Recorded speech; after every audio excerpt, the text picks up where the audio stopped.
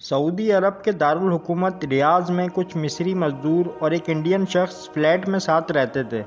मिस्री बाहम मिलकर हांडी वगैरह करते थे, साथ पकाते और साथ खाते, जबकि इंडियन अलग से अपना पकाता और खाता। एक दिन इंडियन शख्स छुट्टी पर इंडिया गया। उधर मिस्रियों को सालन में डालने वाले मसाले जात की ज़रूरत पड़ी। मिस्रियों ने इंडियन शख्स के मसाले जात से हाथ साफ़ करना बाज़ार जाने की निस्बत आसान समझा। चंद माह बाद इंडियन वापस आया, मिस्रियों से मिला और अपने कमरे में दाखिल हुआ।